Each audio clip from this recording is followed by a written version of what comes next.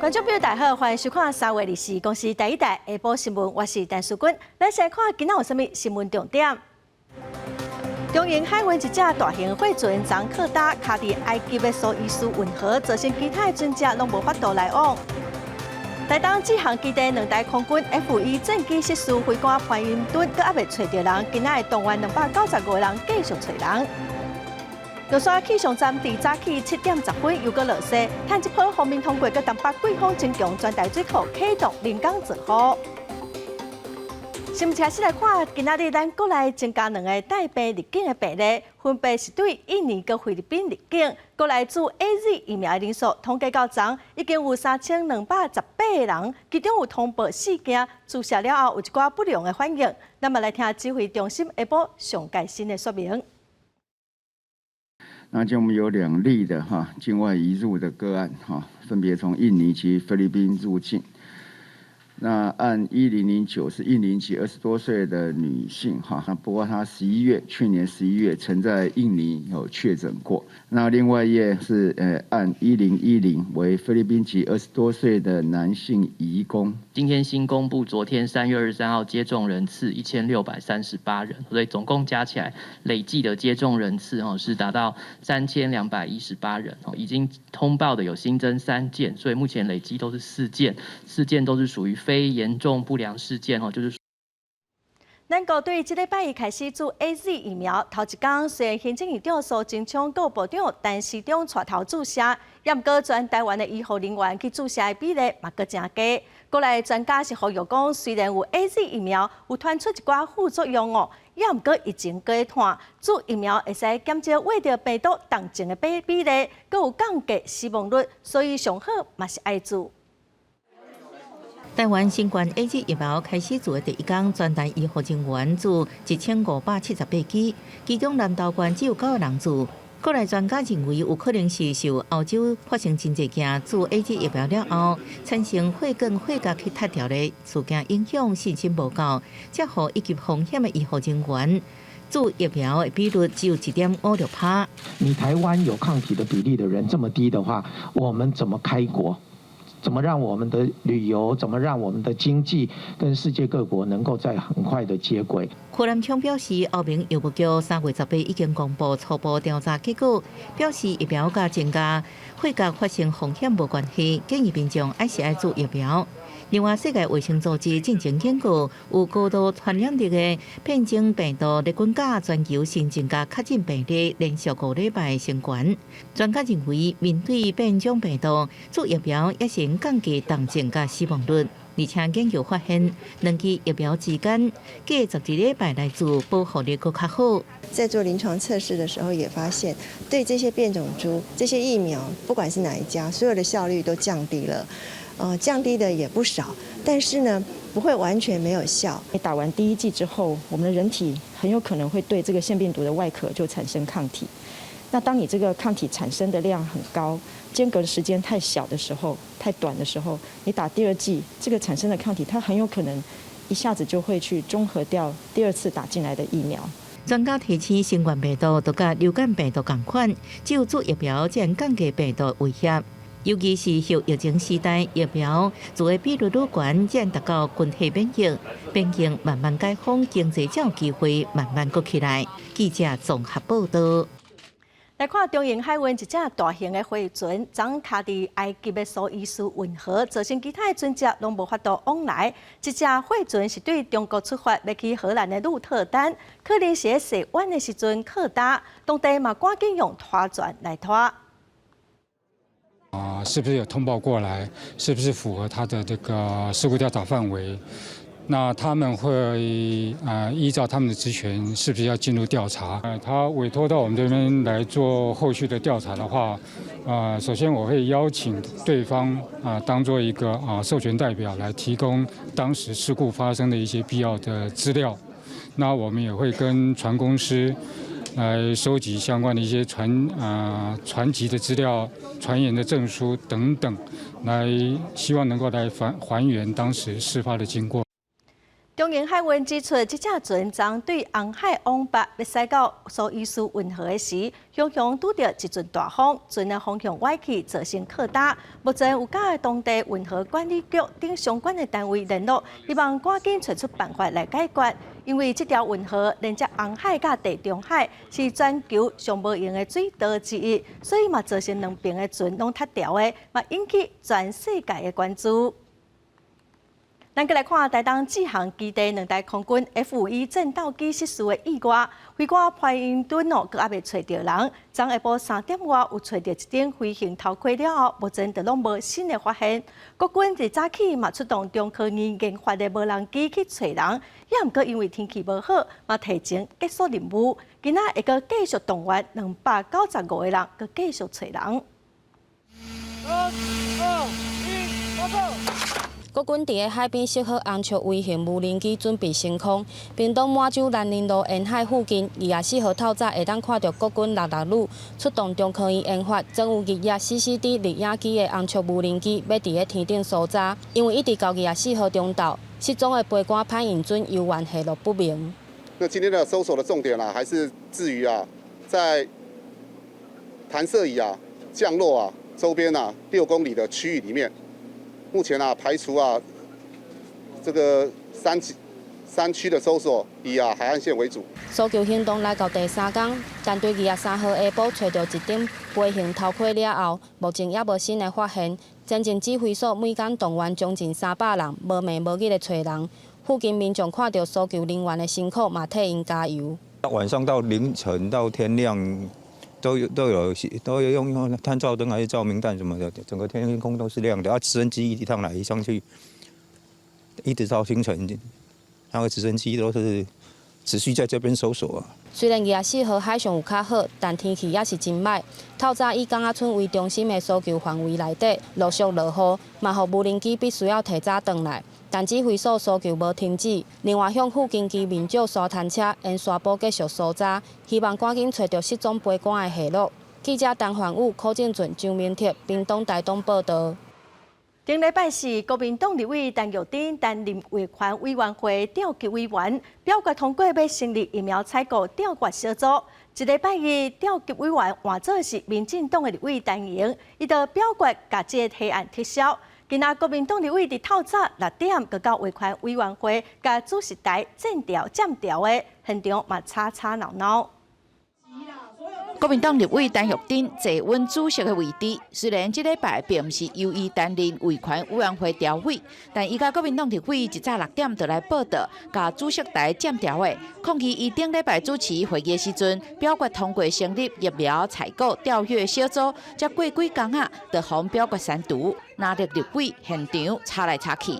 你们可以采用议事规则第42条提出复议嘛？竟然就采用这个删除议事录的方式，那以后说人都可以前一天都不可以，都可以不来开会，隔天就用多数来说前天开的会全部都没有发生。没有人知道任何这个第9案的内容，他就表决了。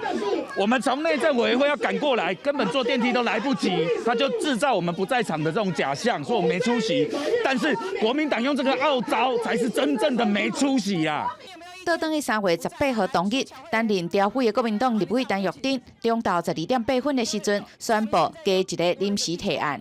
国民党立委提案，讲要成立疫苗采购调阅小组，要拍开疫苗乌箱作业。行政部门表达反对了后，调委陈玉珍马上宣布点名表决，最后主席投下关键的一票，5比5平手。来，主席决定赞成，好，本案通过。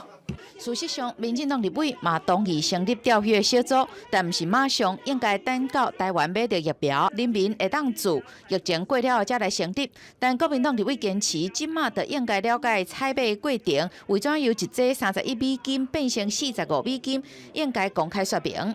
我们真的不知道国民党为什么要在这个关键的时刻试图要破坏疫苗的采购合约？有没有黑箱？有没有不当利益输送？还有采购的进度顺不顺利？这个不能告诉人民吗？一直到下晝11點左右，國民黨立委陳玉珍等委員擱坐佇主席台頂頭，環保署官員也無法度展開業務報告。記者林王慶中台北報道。咱再来看，立法院的經濟委員會將對海草打還有第三天然氣接收站做專案報告。經濟部長王美花強調講，第三天然氣接收站的計劃並無破壞海草打，嘛表示無比現在如何好的替代方案咯。也毋過立委是質疑講，能源局最近2冬攏無提供全國電力資源公司的報告哦，因批評政府無提出實際的數字來證實起接收站的必要。針對海草打去第三接收站到立法院做專案報告，經濟部長王美花強調，第三接收站計劃無破壞海草打，包含台中港、台北港加觀塘工業港區3個方案，只有觀塘符合自控制之中型大潭電廠，新增加前期基礎的中期機場。不過有立委質疑政府這樣恐嚇的話，不過能源局拖2年，煞提不出全國電力資源公司報告來證明。你就告訴我們。如果我們3階不蓋，我們減煤的政策會有影響。那你資料都沒有拿出來，我們怎麼知道你們說的是真的還是假的呢？我們這個會趕快來公布，這個沒有問題。嘿，我們要趕快公布。表情嚴肅面對立委輪番的質詢，王美花表示會趕緊公布報告，不過無講具體時間表。民眾黨立委蔡碧如是認為。海草打到目前為止，已經是大家意見攏無同，不過在公道進行，政府甲民眾之間依然有這問題愛無清楚。伊認為聽證會甲類聽證會攏是好方法，不過王美花無認同。公民跟民眾當然要接受的就是聽證會。沒有，那聽證是一個有法律意義的東西，那你要按照法律程序來做。如果不在法律程序裡面要我們去辦聽證會，我覺得這個整個的法律體制就亂了啦。受鋒面影響，全台攏落雨，水利署統計，這一波落雨以桃園石門水庫集水272萬噸上濟。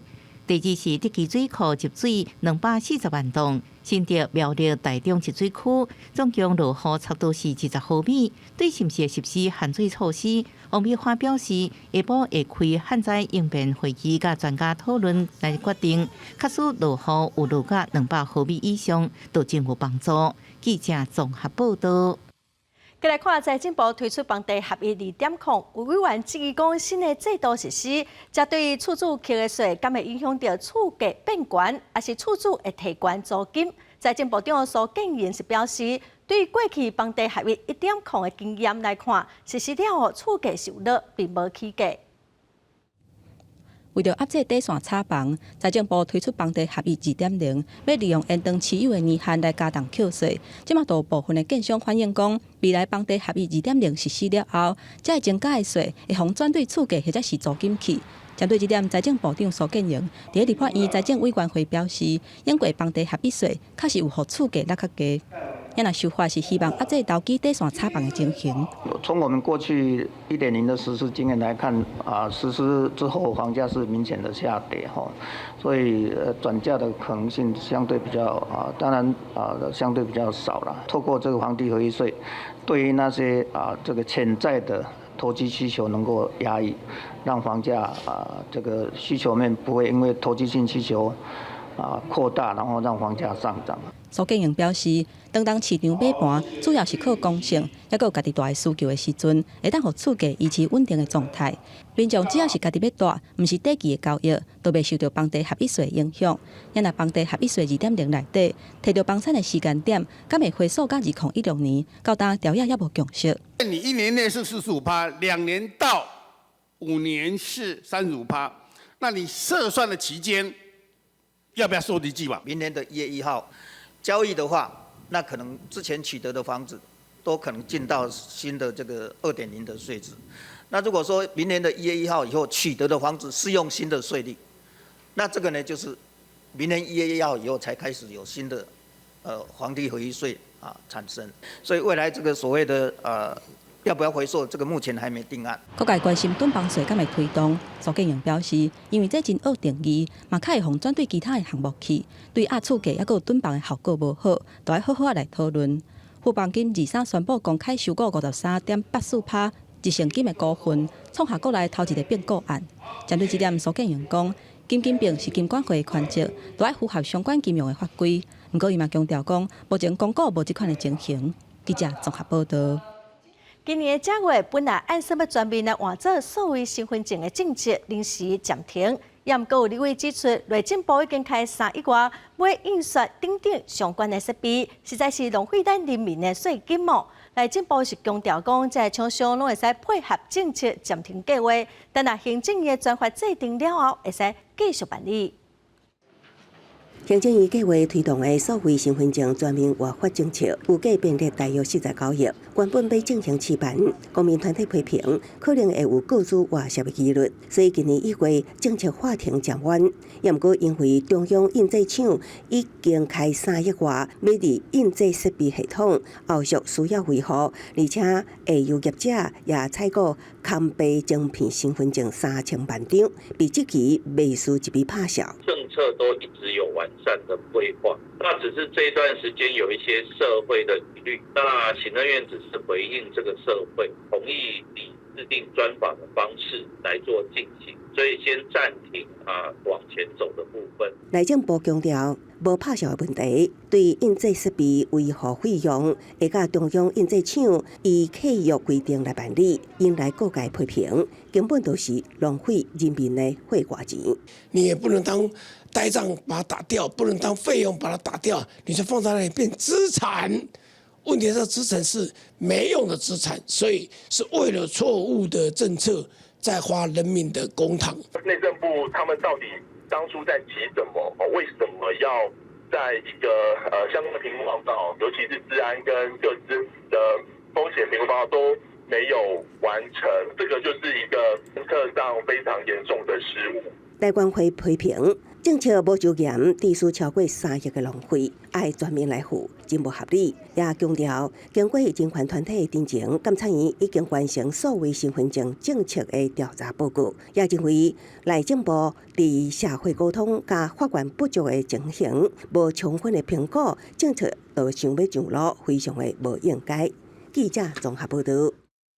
总统府前发言人丁文强伫办公室有无适当的行为，监察院展开调查，通过弹劾，嘛移送厅改法院。今仔法院判丁文强撤职，停止任用公务员2档，专案会使阁上诉。总统府前发言人丁文强因为感情问题，和检委立案调查认定行为有违宪全票，通过弹劾，送厅改法院。厅改法院24宣判丁文强撤职，和停止任用公务员2年。其行为放荡不检，且有失谨慎，严重损害政府信誉及公务员形象，已经违反《公务员服务法》第5条，为维持公务纪律，自有予以惩戒的必要。以是伫去年9月，互人指控做高雄市新闻局长期间，甲交往中的女性伫办公室这所在发生不义行为，分手了后，佫有真侪不当机制，监察院认定构成性骚扰，佫损害政府信誉。厅改法院认为已经严重损害政府甲公务员形象。依照2个人的 LINE 等通讯内容与汇款资料综合观察，多系2人间有关彼此身心处境或生活现况的交谈互动，应然认为是性骚扰。检委认定调2人对话记录这事情，真歹认定构成性骚扰。只不过这一摆丁文强牵涉的感情风波，不止2年来无法度做公务人员，未来佫转来做公务人员，还佫受到2年的限制，免升官或者是调主管级。丁文强伫个人面前回应，对无涉及行为感觉抱歉，坦然接受代处，也感谢厅改法院认定伊无性骚扰的代志。记者综合报道。中共对台湾的军事威胁不断，之前的美国印太司令马金格讲，中国有可能会伫6档内底拍台湾。拜登政府上台了后，新的印太司令提名人阿基尼诺伫一场听证会顶头，甚至讲中国想要甲台湾拆接落败的问题，确实是真严重。美国有参议员嘛提案要求美国政府甲台湾看作是北大西洋公约组织 Plus 的国家成员，伫军事会使甲北约国家享受同款的待遇，来对抗中国的威胁。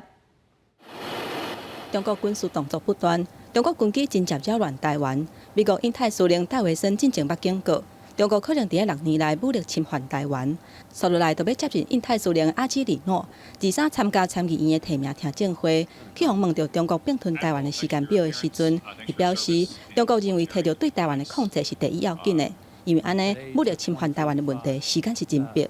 My opinion is this problem is much closer to us than most think, and we have to take this on, put those deterrence capabilities like PDI in place in the near term and with urgency.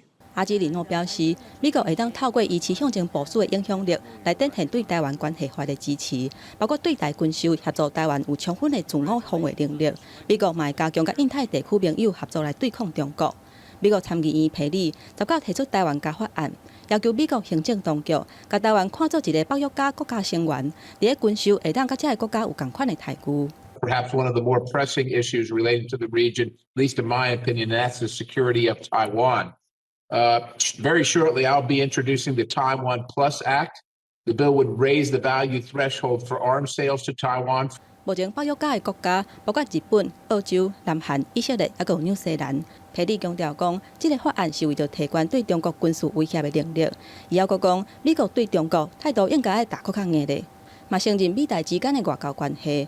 外交部长吴钊燮是对这个提议表达感谢，表示会甲美国的行政部门来讨论，加强甲美国之间的合作关系。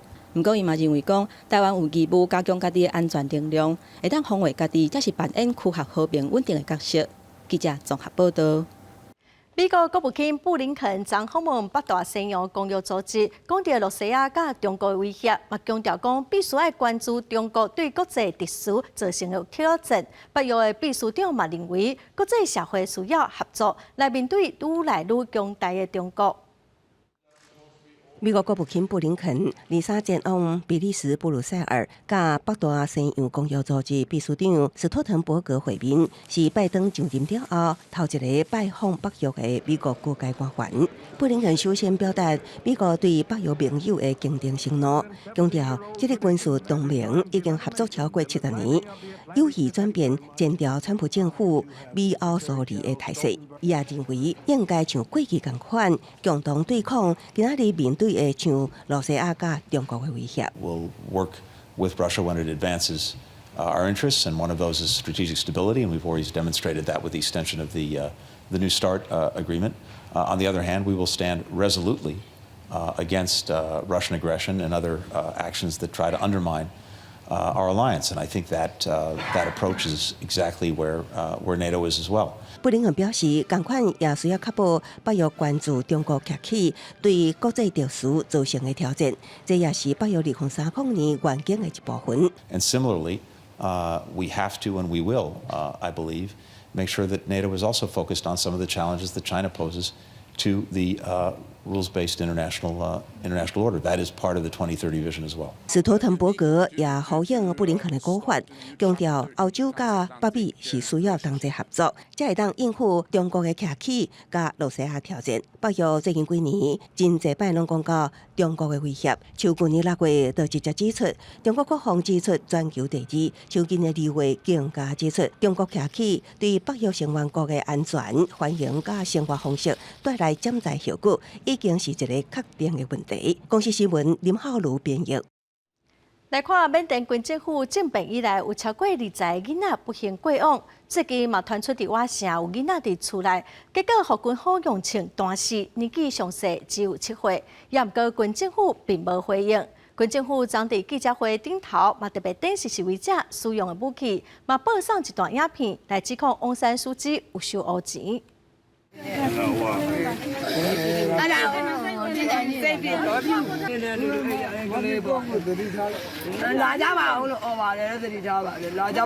这个做妈妈的负责人失去伊14岁后生，伊一直责备家己，不过搁较哪伤心，嘛无法度挽回因后生宝贵的性命。同一天伫瓦城，另外一个负责人甲伊15岁后生永远分离。伊讲因后生要摕薪水转来，不过拢一直无出现。伊两个青少年无辜死亡的过当天，我生一个查某囡仔去互枪支弹着全死亡。伊当阵伊伫咧厝内坐伫因爸爸的骹腿，军方向因老爸开枪，毋过枪支弹着的却是伊。居民表示，这个查某囡仔敢若7岁，是上细汉的受害者。这几个少年的性命，拢是政变以来无辜死亡甲受伤的例。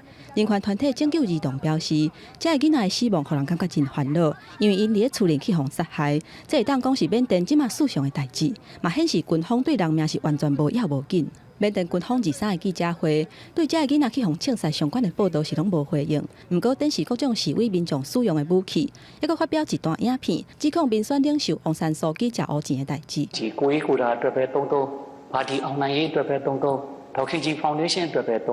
根据人权团体缅甸援助政治犯协会的统计，目前至少261个人去互军政府杀害。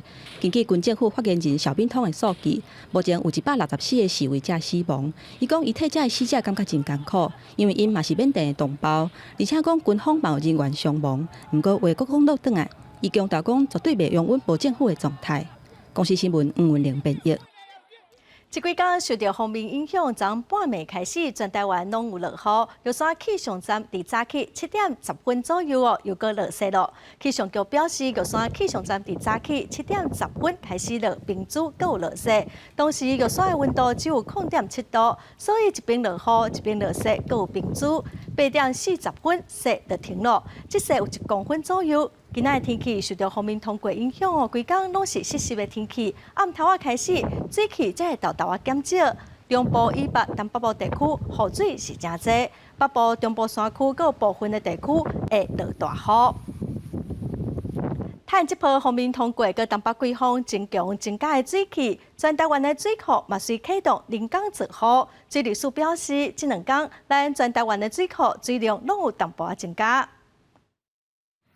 来，天乌乌，透早环境0点20分，石门水库、玻璃水库放一支盐水，早起8点搁放高空盐弹，这已经是今年以来第10摆人工净雨，集水区明显落雨，石门水库要入水。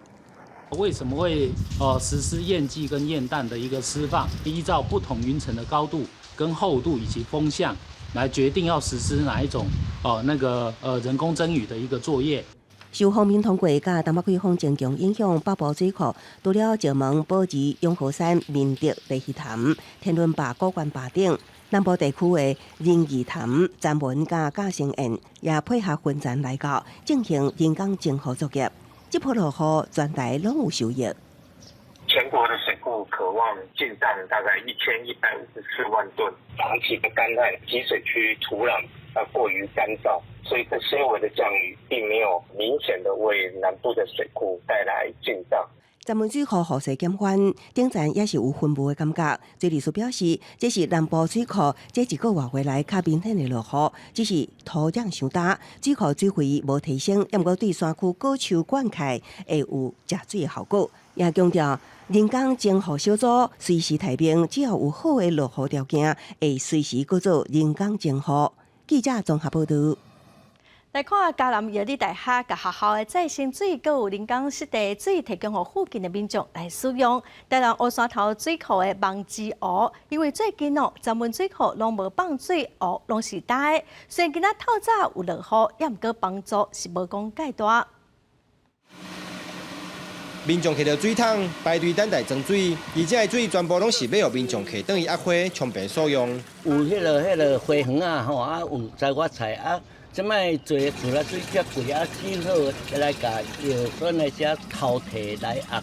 压花啊，等下洗一寡，路里毋知影滴行啊，甲洗者，毋免阁用自来水啊。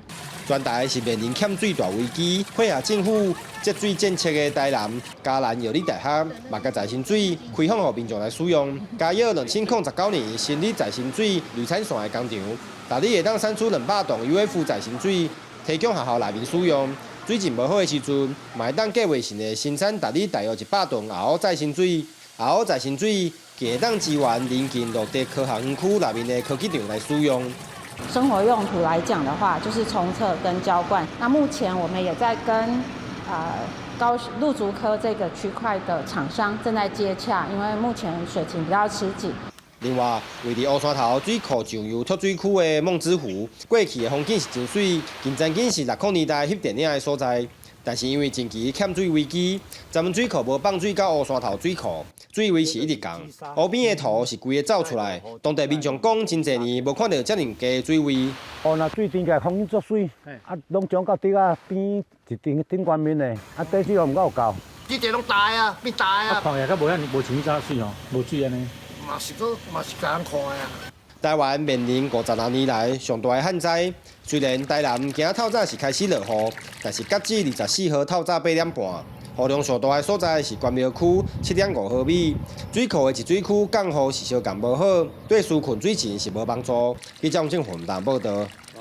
咱来看工研院目前正在研究水资源循环再利用的技术，望讲会使先伫新竹来推动自来新水资源中心哦，来加做是新竹科学园区的工业用水，望讲会使来解决园区的用水问题。用高效率处理循环技术，互使用过每一滴水拢袂拍算去。目前这套系统已经用在高雄甲桃园的民生废水处理，而且每一度水的成本效益，可以使控制在20块以下。来源的一个水的水质状况，它是来自生活污水，还是来自工业废水，还是它台积电或是某个半导体业它的制成分流之后的水，我们处理到它需要的水质，那它是一个程序的组合。除了水会使循环再利用以外，用电也有重新研发出来太阳能材料，使用过太阳能板会当透过材料分离，成做有价值的再生原料。可以把电池片取下来，好，取下来之后，再把上面的这些有价金属拿出来，就可以提升它的附加价值，啊，然后又可以减少废弃的问题。我们可以在各种层面去重新去思考，台湾怎么样重新变成一个循环永续的一个国家。那我们的技术也可以外销到全世界。工研院表示，2050年要达成零排碳是一个真有挑战性的目标。未来结合相关领域的专家，发展创新科技来合作产业转型升级。记者刘君豪新竹报道。顶礼拜，一台游览车伫苏花公路弄山壁，造成6个人死亡。国家运输安全调查委员会调查发现，讲这台游览车的车体有结构的问题。因为最近学生就要开始毕业旅行了，交通部嘛会来调回部分游览车做检查。运安会初步调查，天龙通运游览车事故有上新的进展。调查人员表示，空中录影、大东啊分析这的真侪资料，初步判断事故当时时速是45公里，无超速。研判游览车伫无高速状况之下，所弄出一个大坑，车体内底位也拢脱离，是因为车体结构有系统性问题。45公里，不管你怎么样碰撞，这个座位不应该跟车体分离。这个是我们看到在重要的安全因素里面，大家应该关注的一件事。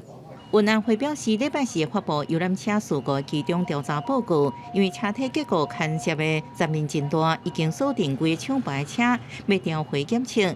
第一批就是天龙旗下游览车，第二批是去年发生在阳明山游览车对撞公车事故同一款的游览车，未来也慢慢落实全面检验。有需要有一些重点需要去调整，所以未来的游览车这些规范，交通部也在配合我们发现的市政，要及时做一些更正跟处理。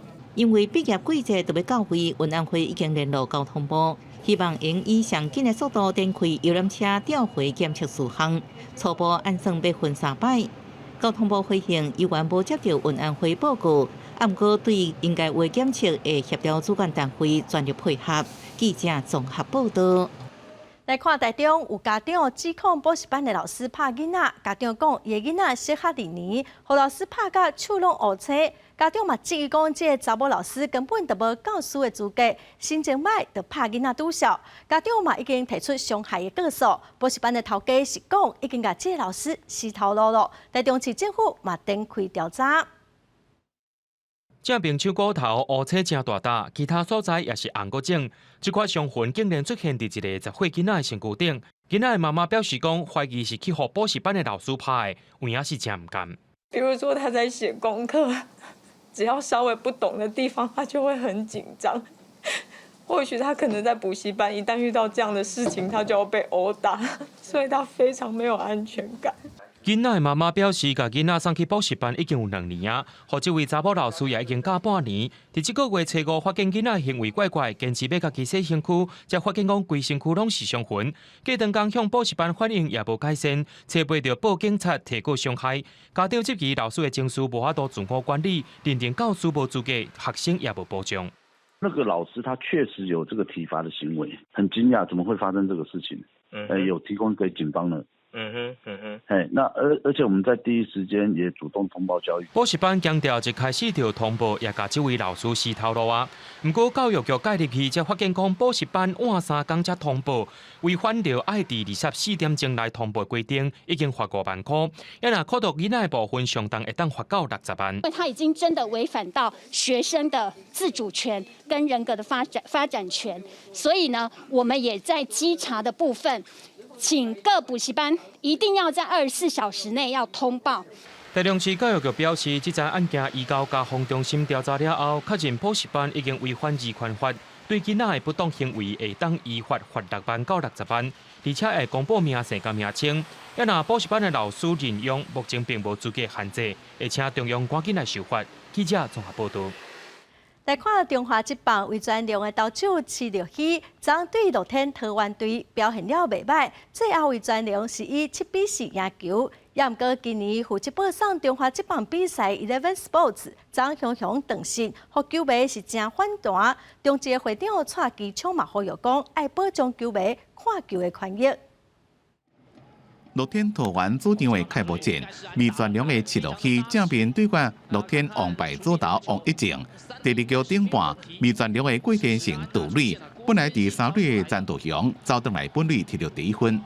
抓到了，但是现在要看的是3垒要往本垒跑 ，safe。不过下半局，乐天的林凤玉加郭彦文连续2支安打，攻占1、3垒，要林成辉攻出2垒的高地球形成双杀打。不过林凤玉已经走来提分，2队平手。不过还是有办法送回3垒上的小胖追平了比数，但其实对于味全龙队来说，徐若曦有把伤害降到最低了。魏全龙无互人给面子。搁着饲落去第4局让1分，弹出5K 精彩先发。搁加詹道雄第3局伫咧球数领先的时阵，讲出伊个人第3支满贯炮，上尾魏全7-4赢球。打第1个角角出棒，哇，这个球还在飞吗？看看这个距离，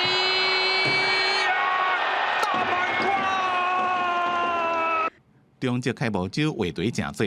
23案负责转播乐天桃园统一赛加魏全龙3队比赛 Eleven Sport 突然间公告讲，经过评估，今年无继续甲 Line Today 一个麦加贝、Twitch 3间网络平台合作，甲中一个转播平台停来。对此，麦加贝要求 Eleven Sport 爱确实履行合约，若无会去告。记者综合报道。农委会对今年的5月初开始规定饲猪业者一定要强制保猪仔死亡的保险。未来猪仔因为破病也是意外死亡，每一只猪仔保险会使赔750块到1800块，希望会使来解决死猪仔乌白蛋的问题。云林农业处嘛对2月开始会来办说明会。云林县是饲猪大县，目前全县饲猪号1223号，饲养的头数158万是全国上济。为了防范饲猪非法流用，也是凊彩来挡杀，农委会为今年5月1号规定，强制饲猪户投保猪只死亡的保险。因为咱猪仔死去会当当保，会当来赔偿互咱猪仔当减损失。较早以前的观念是讲，猪仔死去加到强这个本钱，所以即马这个保险了后，这个问题拢解决了。文管府农业处表示，以1000只猪仔饲养场来讲，每一只猪仔的保险费32.4块，以半年一期来算，政府补助19440块，猪农家己负担12960块。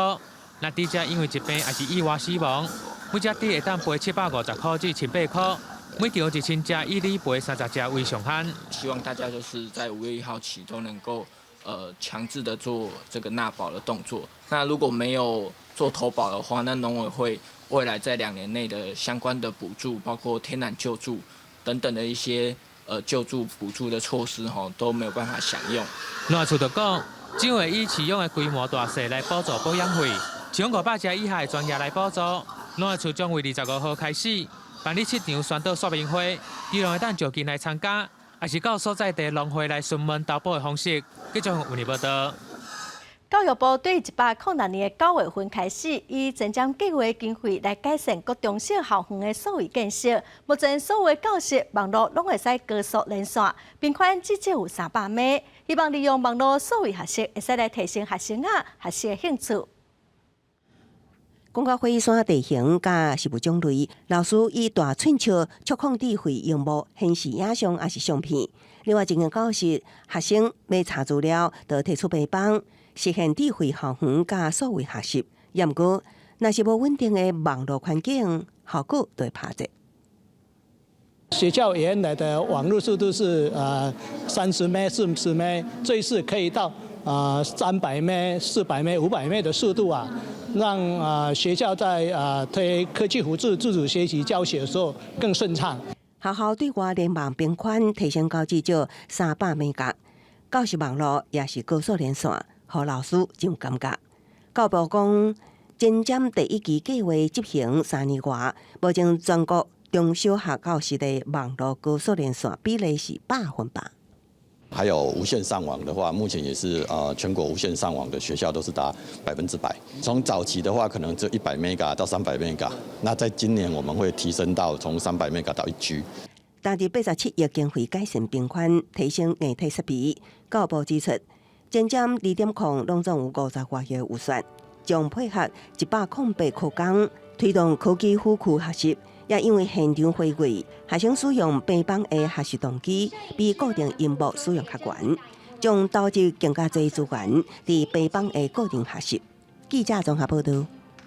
2014年的太阳花运动伫3月24日，政府使用暴力来赶学生佮民众，到今佮无官员负责。民间事改会甲其他的团队办一场查无处理的展览，来指控国家暴力对民主的伤害，望大家使对过去的代志来学到教训。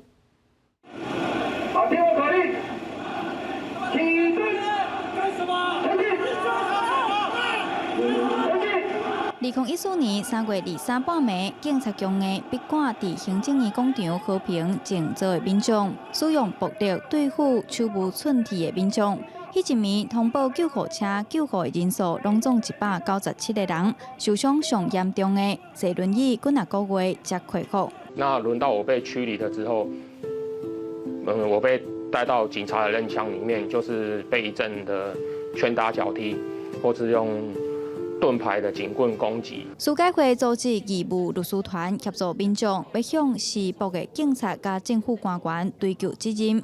参与的李明如律师表示，迄当时台北地检署甲人民做对头，自诉案的民众徛出来追究国家暴力，颠倒红对家起诉。第一时间国家暴力发生的时候，我们可以看到台北地检署的态度，其实对于就是侦办这种施暴员警是相对消极的，就是他们有公布那个反黑箱服贸的调查报告，去起诉了119名的民众，第一波是119，后来自诉案的民众站出来告国家暴力的时候，反而被追加起诉，说哦你有受伤，那代表你有去行政院。324笔管事件案件经过7档的诉讼，所有的自诉案唔是予法院驳回，无就是宣布无罪。7档以来，民间组成的义务律师团四界走踪收集资料。伊嘛希望透过公开展览，让大家卖袂记哩这件历史事件。其实控诉国家暴力的案件也在2020年就是全部都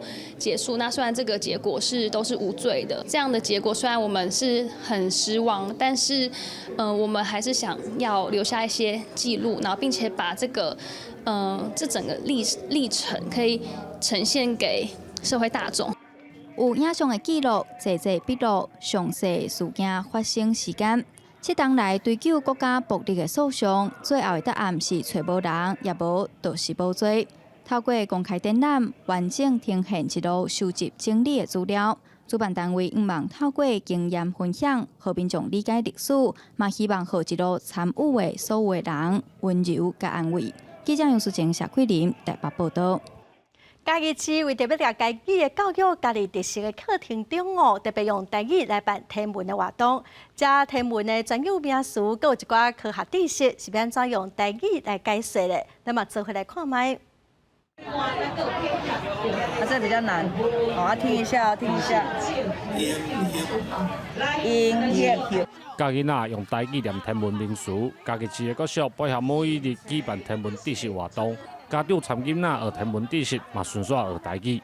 再多学习一些知识，一些其他的刚刚介绍我就不再没有接触过的东西啦，我觉得还不错。绝对大家人重点在学英语嘛，这较主流啊。哦，从华语可能去，所以这个母语也无你提倡，无像这款安尼个提倡吼，来办来引起大家的幸福吗？会注意吼，来鼓励爱亚经济，我头讲重点要爱亚经济。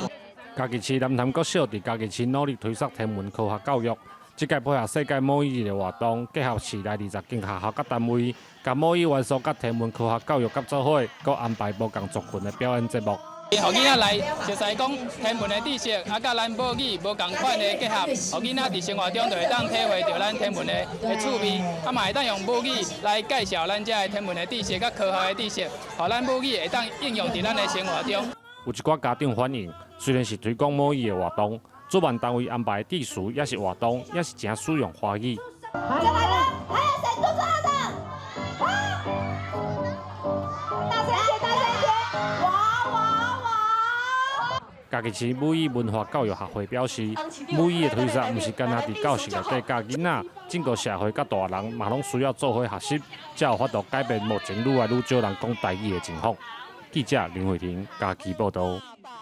那讲到屏东的礼物，大家一定拢会想到顶港有名声下港上出名的乌珍珠，也毋过即马放疗，阁有另外一款真特殊的品种，叫做白玉礼物。虽然看起来规粒白白，也毋过食起来真清甜，阁松软哦，大人囡仔拢真饿了。红果甜的礼物即马当咧大出，但是屏东放疗有一款色甜，看起来要白白礼物，毋过因毋是叶白色。是一款莲雾龙盘用昆出真贵的品种，合作白玉莲雾。找了很久才找到了，朋友他的小舅子啊，他说他有啊，我说好，我就去把它捡回来接啊。但是接下来的时候还是红的啊，有没有白啊？结果就又到别家。这款白玉莲雾口感甲屏东出名的乌珍珠莲雾无同。伊的甜度虽然无乌珍珠遐悬，不过水分真济，阁清甜，而且食起来白较松软。潘永坤原底是烦恼讲，白色的莲雾民众看到袂介意，会烧落歹，想袂到松软的口感，请真济细细仔来买互厝里的老大人食。吃起来我觉得它比较没有那么一般的莲雾那么甜，然后再来就是它的水分比较多，而且它比较软，我觉得比较适合家里的长辈来吃。那个老人没有牙齿，尤其我们是戴假牙的，来吃起来还蛮还可以的。发现好管理啦，生产期又长。经过真济遍失败经验，成功找到管理的方法，好种更后生。潘永坤望讲，未来民众听到有莲雾的故乡名号的屏东，毋是干那会想到乌珍珠，阁会加想到一项新特产白玉莲雾。记者综合报道。食农教育是800款，每年的11月份到4月份是红菜头大出的季节。伫婚林东四处一带哦，都有红菜头的业者，互民众来体验买红菜头，嘛要互因愈较了解咱食落去腹肚的食物。一寡囡仔抱比因手骨更较粗的红菜头，佮有囡仔兄用真放现的表情，片一个加一个。平常时敢若食到煮熟的料理，囡仔真罕伫望到拄啊收成的红菜头。但为着互民众更较了解，婚林东四处就有业者招囡仔大细到店来体验采收红菜头。我们从基隆来的，我们大概今天早上5点多就出发下来。他觉得非常的有意义，因为现在的小朋友，都市的小朋友都很少接触到这个大自然。红菜头伫逐年的11月到记当年的4月份大出，因为有丰富的营养。伫日语的汉语就写做人参，也有台湾人伫日本时代就甲红菜头念做人参。种20-30年咯，30年咯，拢无药药啊，收成今年袂歹啦，今年无做红太较好啦。有你哇哈！民众甲红菜头对土巴蛹出来，这收成的红菜头佮通炸回去。那我们公司就给予说，让消费者可以认识到产地，认识到食材，他所吃的胡萝卜，让消费者到产地来看到土地跟环境。这款活动唔但让囡仔体验一粒米百粒汗的辛苦，也通亲近土地，更加了解红菜头的好处。记者综合报道。来看婚林理论三河村有一间已经做3代的柑仔店，第3代的头家即马嘛是三河村的村长，因为做人真热心哦，伊的柑仔店唔但卖南北货，嘛是乡亲交陪开讲联络感情的好所在。清早就乡亲打电话来通报庄内需要处理的代志，不过这间看起来无亲像是一般的村民办公处。村长若听电话，若包槟榔，长超时间准备要出去顺产水。这间是婚林理论三河村经营过3代人的柑仔店，村长李丰良正就是这间店的店头家。以前我若讲到少年传我阿嬷的时，转来遮，伊就买一寡糖仔饼尔啦。较早是无偌济物件，糖仔饼安尼忙卖。后来西里街啊，就有南北货啊，就机会伊就去铁马徛来去学会，这经营规模就愈来愈大。在理论三河村协田乡厝对面的柑仔店，是自店主李丰良阿公迄时代就传承落来，因为感觉厝内时代年岁渐有，所以决定辞掉挂乡的头路，转来甲柑仔店打落来。因为平常时就做人热心，不时出力协助庄内大细项代志。后来李丰良也当选做三河村的村长，一兼二顾，若看过店内嘛通继续为村民服务。就阮顶一任的老村长啦，伊讲因年岁有啦，看有较少年的要出来服务无啦。我会想讲家己咧顾店，村民要找也较方便。这个时代我咧鼓励啦，讲你咧顾店，先煞。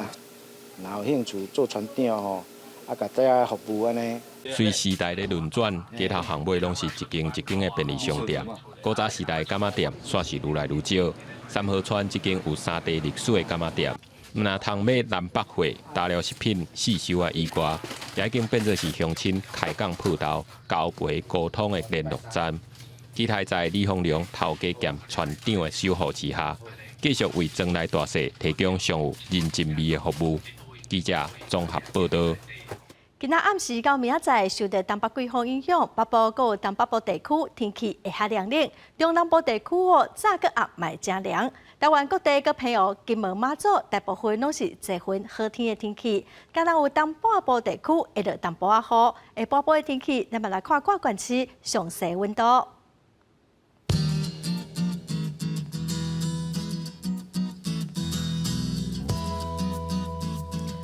北部地区上低16度，上悬20度。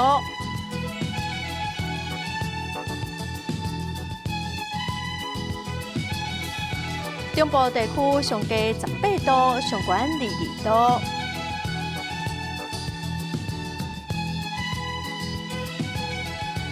南部地区上低21度，上悬27度。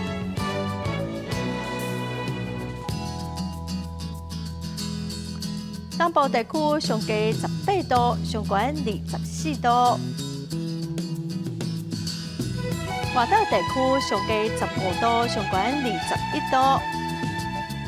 感谢观众朋友收看《公视台语台下晡新闻》，我是陈淑君，明仔载下晡3点咱再会。